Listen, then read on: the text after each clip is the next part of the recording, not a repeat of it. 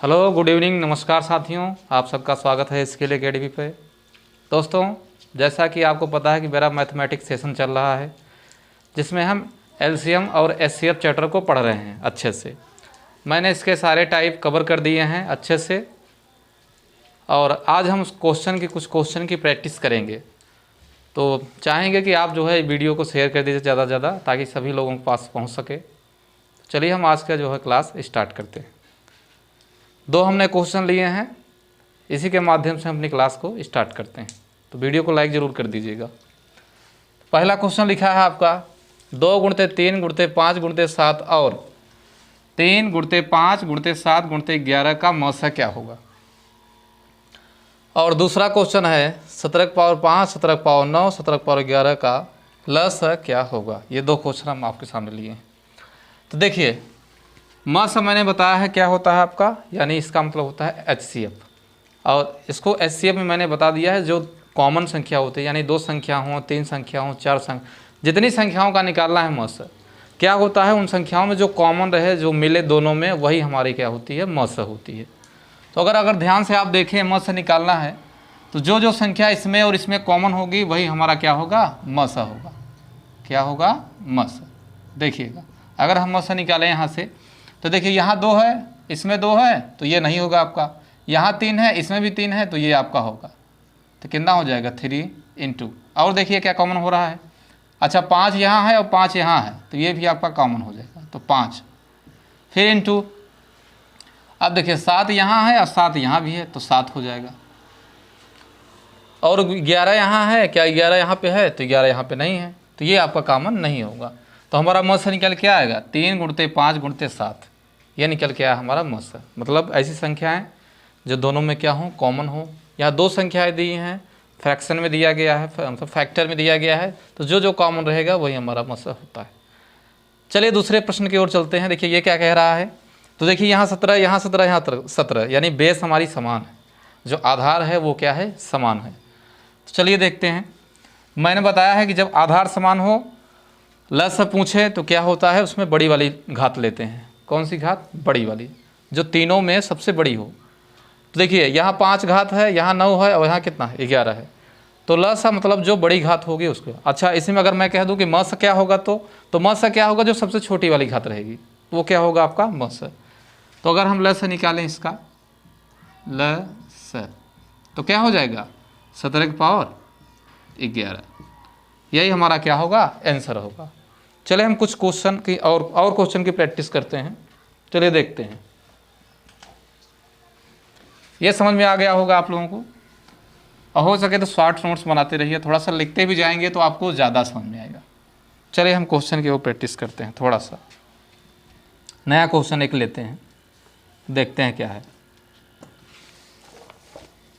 लिखा है आपका, वह कौन सी सबसे बड़ी संख्या है, वह कौन सी सबसे बड़ी संख्या है, सबसे बड़ी संख्या है, वह कौन सी सबसे बड़ी संख्या है जिससे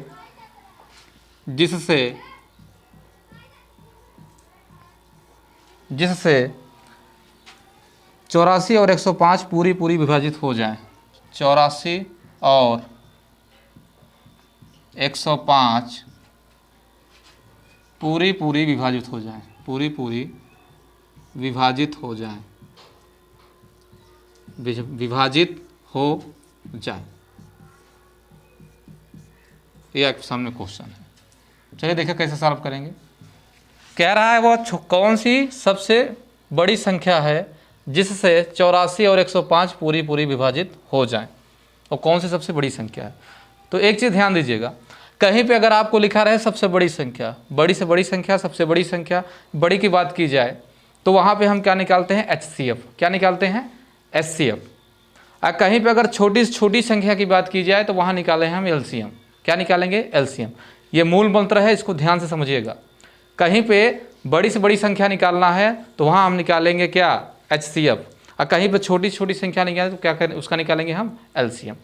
तो देखिए यहाँ पे कह रहा है वो कौन सी सबसे बड़ी संख्या, तो बड़ी संख्या हमसे पूछ रहा है तो हम क्या निकालेंगे इसका HCF, क्या निकालेंगे HCF। तो 84 और 105 का हम क्या निकालेंगे HCF, क्या निकालेंगे HCF। क्यों निकालेंगे, क्योंकि कह रहा है सबसे बड़ी संख्या क्या है, सबसे बड़ी संख्या है जिससे 84 105 को पूरी विभाजित कर जाए, पूरी विभाजित कर दे। चलिए हम देखते हैं। तो जहाँ बड़ी से बड़ी बात कर मतलब बड़ी से बड़ी की बात की जाएगी तो वहाँ पे आप निकालेंगे HCF। तो चलिए निकाल लेते हैं 84 105 का क्या निकालेंगे HCF। अच्छा, हमने दो रूल बताए हैं, एक भाग विधि से बताया है, एक फैक्टर मेथड से, आप जो समझिए उससे कर। चलिए हम भाग विधि से निकालते हैं। तो भाग विधि हमारी क्या कहती है, जो सबसे छोटी वाली संख्या होती है उससे जो है बड़ी वाली संख्या में भाग दे दिया जाता है। तो 105 में क्या करेंगे, भाग दे देंगे। अच्छा, ये एक बार जाएगा, एक बार में गया। ये मैंने नियम जो है पिछली वाले वीडियो में बना दिए हैं, आप नहीं देखे होंगे तो जाके देख लीजिए, प्लेलिस्ट बनी है। अब घटाइए यहाँ पे, तो 5 में से 4 गया 1, 10 में से 8 गया 2। ठीक है, अभी देखिए पूरा नहीं कटा, यहाँ पे शेष कुछ नहीं बचना चाहिए, जो भी शेष बचेगा फिर इसी को भाग लगाएंगे। और जो किसको नोट कर लेंगे, भाजक को, किसको नोट कर लेंगे यहाँ पे, भाजक, फिर से भाग लगाएंगे। अब देखें तो शायद 4 बार में चला जाएगा, 21 चौको 84, ये देखिए पूरा कट गया।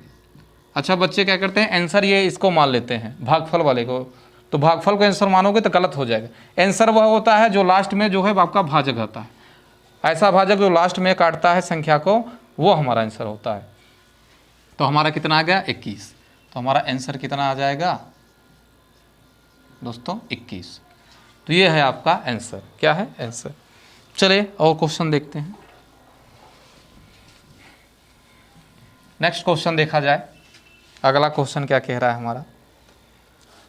अगला क्वेश्चन कह रहा है दो संख्याओं का लस और मस क्रमशः,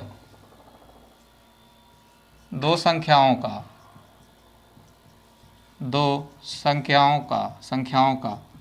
लस और मस क्रमशः,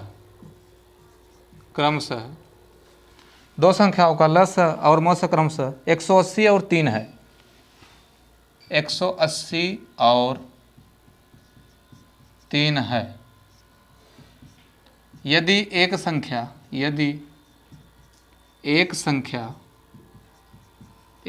45 हो तो दूसरी संख्या क्या होगी, तो दूसरी संख्या क्या होगी, यही हमसे पूछा है, संख्या क्या होगी।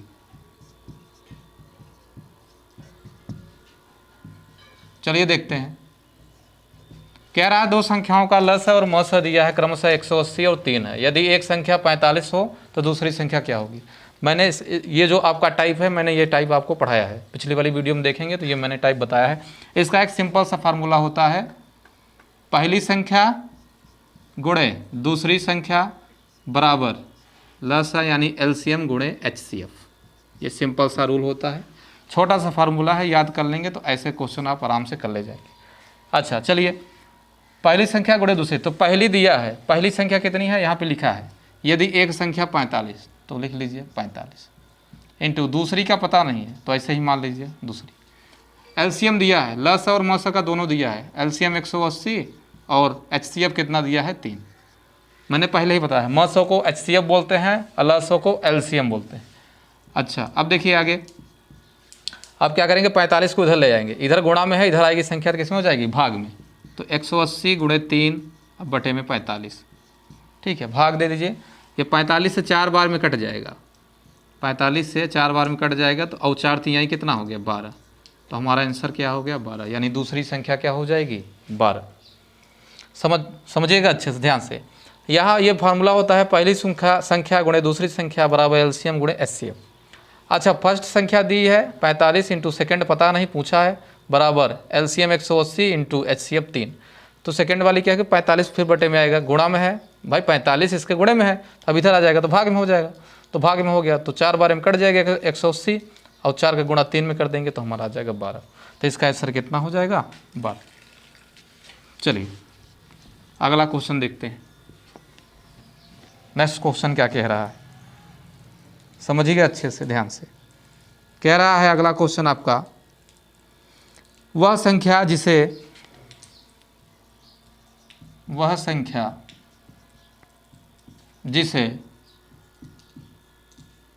वह संख्या जिसे 8, 12, 15 से विभाजित करने पर 8, 12, 15 से विभाजित करने पर प्रत्येक दशा में प्रत्येक बार 3 शेष रहता है, प्रत्येक बार 3 शेष रहता है।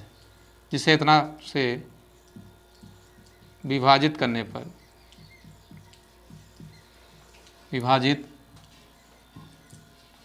पर प्रत्येक दशा में या प्रत्येक बार दशा में 3 शेष बचे। 3 क्या बचे? शेष बचे। ये क्वेश्चन देखिए कैसे करेंगे इसको।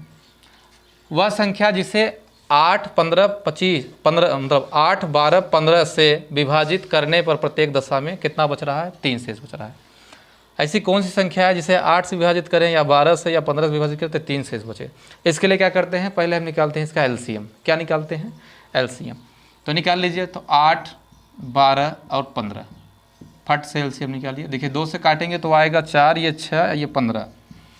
फिर 2 से काटेंगे तो ये 2 आया, ये 3 आया और ये आया 15। फिर 2 से काटेंगे तो ये 1 आया, ये 3 आया, ये हो गया 15। अब 3 से काटिए। 3 से काटेंगे तो 1, ये 1, ये 5।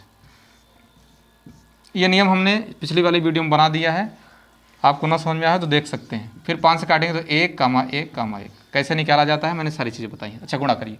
2 दूनाई 4, 4 दूनाई 8, 8 त्रिक 24 और 24 और 5 24 × 5 गुणा करेंगे तो शायद 120 आएगा।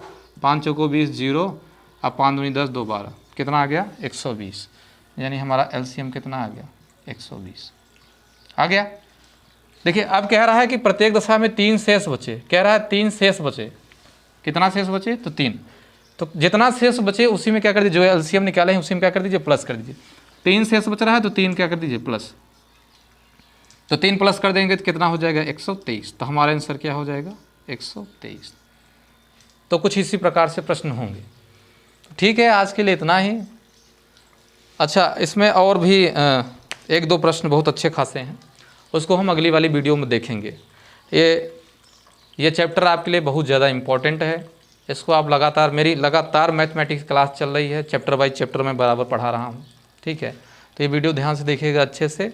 ठीक है, और अगर ये वीडियो अच्छी लगे तो इसे क्या करिए? लाइक करिए, शेयर करिए। ठीक है, कमेंट करके बताइए कि ये क्लास हमारी कैसी लगी, और एक लाइक ज़रूर करिएगा। आप लोग लाइक नहीं करते हैं। वीडियो अगर देखा करें, पसंद आए तो उसे लाइक ज़रूर किया करिए। तो आज के लिए इतना ही, मिलेंगे नेक्स्ट वीडियो में। तब तक के लिए धन्यवाद। जय हिंद।